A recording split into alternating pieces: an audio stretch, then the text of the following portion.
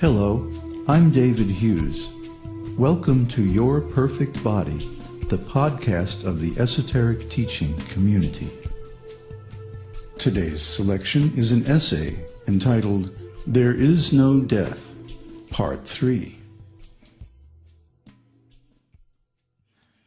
In our detailed study of the Bhagavad-gītā, we have spent a lot of time on this sloka.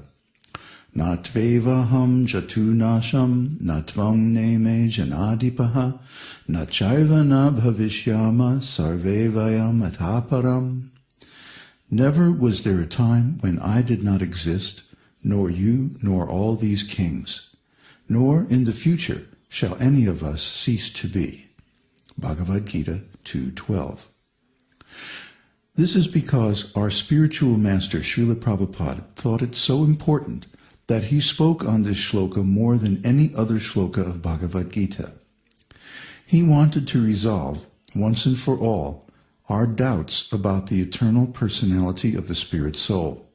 He wanted us to know, without any doubt, that we are individual persons, and that our individuality will continue in the future without any interruption. He wanted us to know, in other words, that eternal life is already ours, a free gift from Krishna. We don't have to strive for immortality. We are already immortal.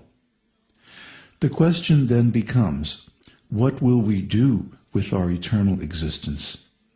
What kind of eternal individuals will we be?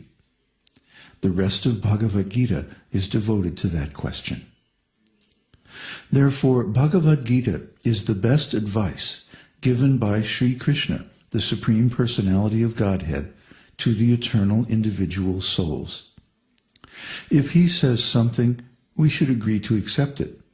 If we don't agree, that will not be good for us. When a great man says something, everyone should listen.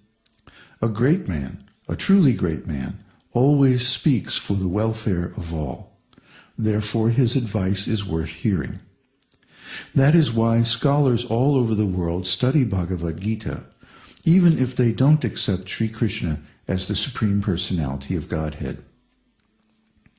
Krishna, as the Supreme Personality of Godhead, is saying that we are all individual persons. God is an individual person, and we are all individual persons. This is confirmed in the Vedic literature.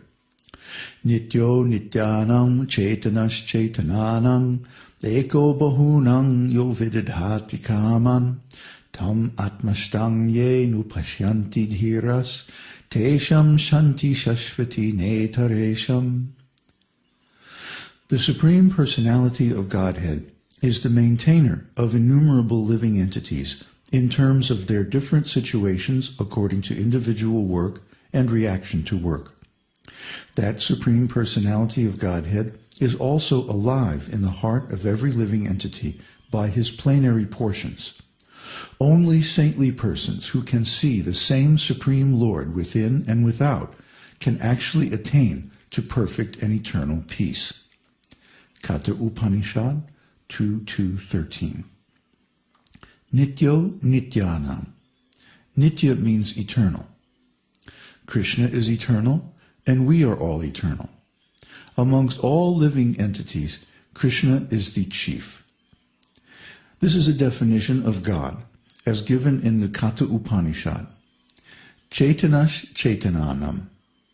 He is conscious, and we are all conscious living beings. And he is the supreme conscious living being.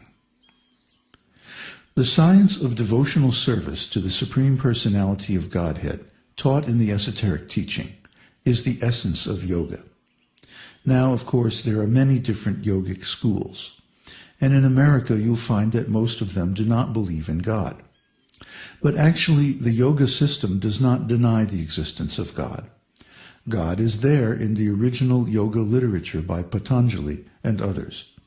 But because the modern followers of Patanjali are mostly impersonalists, they misinterpret his writings to be godless, atheistic.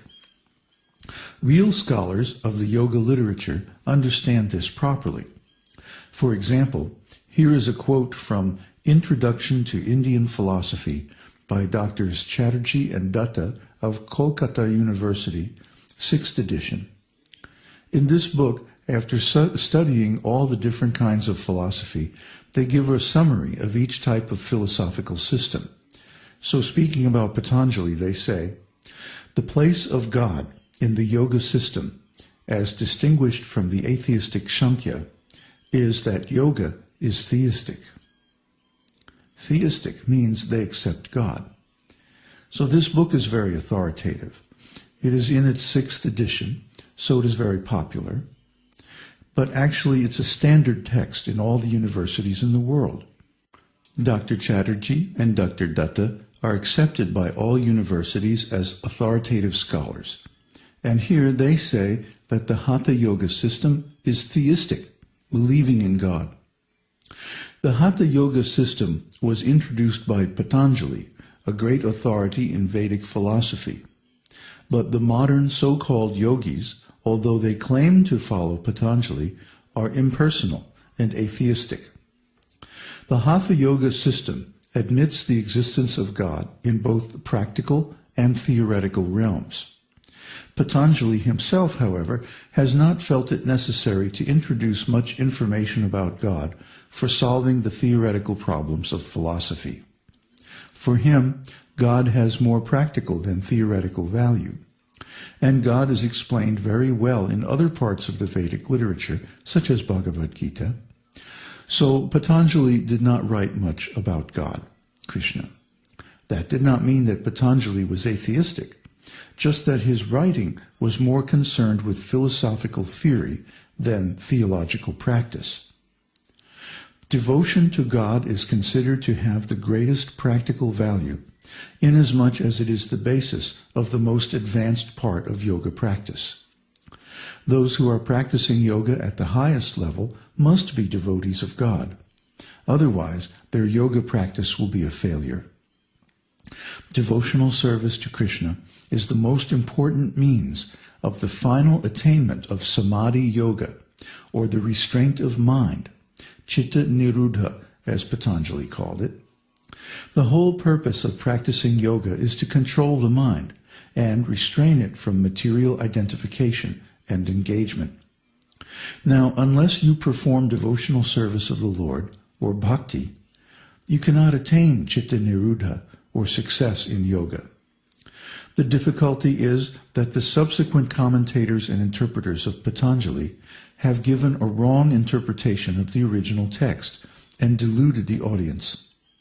The original meaning of Patanjali's Yoga Sutras reveals a theoretical interest in the Absolute, and more fully discusses the nature of God and the proof for the existence of God.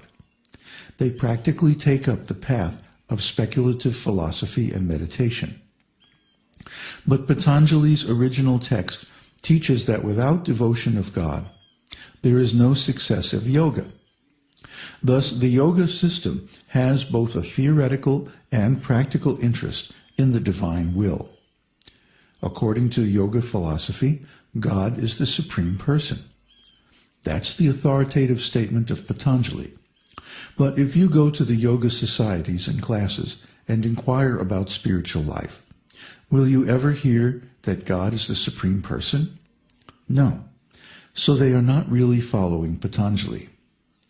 According to Patanjali's Hatha Yoga system, God is the supreme person who is above all individual selves and free from all defects. The same thing is taught in Bhagavad-gītā also. Lord Krishna is informing us about the past and future existence of the soul, because he is perfect and has perfect knowledge. He can see both past and future. But because we are not perfect, we do not know. Can you say where you were 100 years ago? No one can say. Or can you say where you will be 100 years from now? You cannot say because you are imperfect, because you do not have perfect spiritual knowledge. But God is not like that. God is a spiritual being. He's perfect. The yoga system also accepts him like that. According to the yoga system, God is the supreme person, who is above all an individual. So also, now you see that every living entity is individual. And this knowledge is free from all defects because it is given by Krishna. Because he's free from all defects, his statement is perfect. Therefore, we must admit that my